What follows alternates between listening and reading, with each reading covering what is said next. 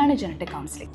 Genetic counselling എന്ന് പറയുമ്പോൾ ഒരു കമ്മ്യൂണിക്കേഷൻ ഇൻറ്ററാക്റ്റീവ് സെഷനാണ്. ഒരു ട്രെയിൻ ജനറ്റിക് കൗൺസിലറും അതുപോലെ തന്നെ നമ്മുടെ പേഷ്യൻസ് അവരുടെ ഫാമിലിയും തമ്മിലുള്ള ഒരു ഇൻറ്ററാക്റ്റീവ് സെഷനാണ്. ജനറ്റിക് കൗൺസിലിംഗ് 2 സെഷനായിട്ടാണ് നമ്മൾ ചെയ്യാറുള്ളത്. Pre test counselling and post test consultation.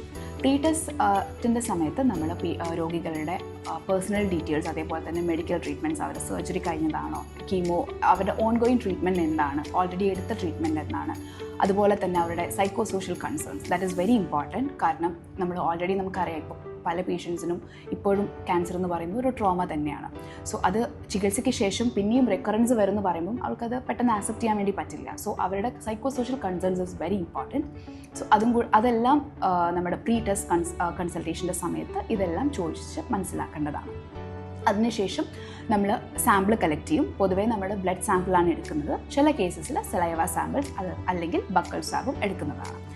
അതിൽ നിന്ന് നമ്മൾ DNA ഐസൊലേറ്റ് ചെയ്ത് അതൊരു NGS ടെക്നിക് അഥവാ നെക്സ്റ്റ് ജനറേഷൻ സീക്വൻസിങ്, അതൊരു മൾട്ടി സ്റ്റെപ്പ് പ്രൊസീജിയറാണ്. അതിലൂടെയാണ് നമുക്ക് റിപ്പോർട്ട് ഒരു 3 to 4 വീക്സിന് ശേഷം ലഭിക്കുന്നത്.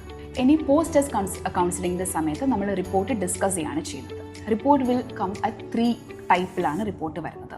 ഇത് പോസിറ്റീവ് റിപ്പോർട്ട്, നെഗറ്റീവ് റിപ്പോർട്ട് അല്ലെങ്കിൽ VUS റിപ്പോർട്ട്. പോസിറ്റീവ് റിപ്പോർട്ട് ആവുന്ന സമയത്ത് നമ്മൾ 15 to 95% ലൈഫ് ടൈം റിസ്ക് ഉണ്ട്. അപ്പം ആ റിസ്ക് വേറെ ഒരു ക്യാൻസർ ചികിത്സയ്ക്ക് ശേഷവും അത് വേറെ അവയവങ്ങളിലേക്ക് വരാനുള്ള ചാൻസസ് ഉണ്ട്.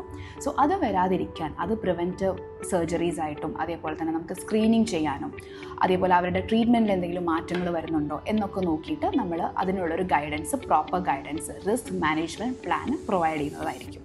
അതുകൂടാതെ അവരുടെ ഫാമിലിക്ക് വേണ്ടിയിട്ട് പൊതുവെ ഫസ്റ്റ് ഡിഗ്രി റിലേറ്റീവ്സ്, അതിൽ സഹോദരങ്ങൾ, മാതാപിതാക്കൾ, കുട്ടികൾ, ഇവർക്ക് വേണ്ടിയിട്ട് എന്തൊക്കെയാണ് ചെയ്യേണ്ടത്, ഇവർക്ക് വരുമോ എന്നുള്ള കൺസേൺസ് പല രോഗികൾക്കും ഉണ്ടാവും. സോ അവർക്ക് വരാതിരിക്കാൻ വേണ്ടിയിട്ട് അവർക്ക് എന്തൊക്കെ ടെസ്റ്റുകളാണ്, സ്ക്രീനിങ്ങുകളാണ് അവർ അണ്ടർഗോ ചെയ്യേണ്ടത്. ഇതൊക്കെയാണ് നമ്മൾ പോസ്റ്റ് ടെസ്റ്റ് കൗൺസിലിംഗിൻ്റെ സമയത്ത് പോസിറ്റീവ് റിപ്പോർട്ട്, ഞാൻ നേരത്തെ പറഞ്ഞ പോലെ പാത്തോജനിക് റിപ്പോർട്ട് ആവുന്ന സമയത്ത് നമ്മൾ ഡിസ്കസ് ചെയ്യുന്നത്. ഇത് രോഗിക്ക് മാത്രമല്ല, നമ്മൾ പൊതുവേ രോഗികൾക്ക് മാത്രമാണ് ടെസ്റ്റ് ചെയ്യുന്നത്. രോഗിക്ക് പോസിറ്റീവ് റിപ്പോർട്ട് വന്നതിന് ശേഷം മാത്രമേ ഉള്ളൂ നമ്മൾ കുടുംബാംഗങ്ങൾക്ക് അത് ചെയ്യുള്ളൂ. രണ്ടാമതായി നെഗറ്റീവ് റിപ്പോർട്ട്. നെഗറ്റീവ് റിപ്പോർട്ട് നമുക്കൊരു 98% ഹെറിഡിറ്ററി ആയിട്ട് വരുന്നതല്ല, പക്ഷേ 2% നമ്മൾ പോപ്പുലേഷൻ റിസ്ക് ആയിട്ട് കൺസിഡർ ചെയ്യുന്നതാണ്. മൂന്നാമത്തെ ടൈപ്പാണ് VUS അഥവാ വേരിയൻറ്റ് ഓഫ് അൺസർട്ടൺ സിഗ്നിഫിക്കൻസ്. ഇതെന്ന് വെച്ചാൽ നമുക്കൊരു വേരിയൻറ്റ് കിട്ടി, നമുക്കൊരു ഏതെങ്കിലും ഒരു ജീനിൽ ഒരു വേരിയൻറ്റ് കിട്ടി, പക്ഷേ നമുക്ക് ഇന്നത്തെ ഒരു സ്റ്റഡി വെച്ചിട്ട് നമുക്ക് പറയാൻ പറ്റില്ല ആ ഒരു വേരിയേഷൻ കൊണ്ടാണ് രോഗിക്ക് ക്യാൻസർ വന്നത് എന്നത്. കാരണം ഇപ്പോഴും സ്റ്റഡീസ് ഓൺഗോയിങ് ആണ്. സോ ഇതാണ് 3 ടൈപ്പ് ഓഫ് ജനറ്റിക് റിപ്പോർട്ട് നമുക്ക് എക്സ്പെക്റ്റ് ചെയ്യാൻ പറ്റുന്നത്.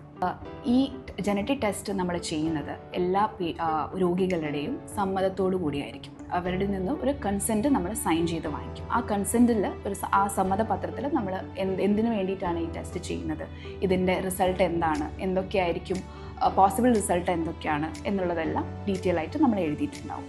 അതുപോലെ തന്നെ അവർ എന്തൊക്കെ സൈക്കോ സോഷ്യൽ ഇഷ്യൂസ് ആവട്ടെ, അവർ വേറെ എന്തെങ്കിലും കൺസേൺസ് നമ്മളടുത്ത് ഷെയർ ചെയ്തിട്ടുണ്ടെങ്കിൽ അതെല്ലാം ഹൈലി കോൺഫിഡൻഷ്യൽ ആയിരിക്കും. സോ നമുക്ക് അവർക്ക് എന്തെങ്കിലും ഒരു ഇമോഷണൽ സപ്പോർട്ട് കാര്യങ്ങൾ, ഇമോഷണൽ ബേസ്റ്റ് ഔട്ട്, അങ്ങനെ എല്ലാം നമുക്കറിയാം. നമുക്ക് ഈ ഒരു റിപ്പോർട്ട് ചിലപ്പം പോസിറ്റീവ് റിപ്പോർട്ട് നമ്മൾ ഡിസ്ക്ലോസ് ചെയ്യുന്ന സമയത്ത് പേഷ്യൻസിന് അത് ഉൾക്കൊള്ളാൻ വേണ്ടിയിട്ട് അവർക്ക് ചിലപ്പം ഇമോഷണൽ ബേസ്റ്റ് ഔട്ട് കാര്യങ്ങളൊക്കെ ഉണ്ടാവാനുള്ള ചാൻസസ് ഉണ്ട്. സോ അങ്ങനെയുള്ള എന്ത് കൺസേൺസ് ആണെങ്കിലും അവർക്ക് നമ്മളുടെ അടുത്ത് ഷെയർ ചെയ്യാവുന്നതാണ് സെഷനിൽ വേണ്ടിയിട്ട്. സോ അവർ നമ്മളുടെ അടുത്ത് ഷെയർ ചെയ്ത ഡീറ്റെയിൽസ് എല്ലാം തന്നെ വളരെ കോൺഫിഡൻഷ്യൽ ആയിരിക്കും.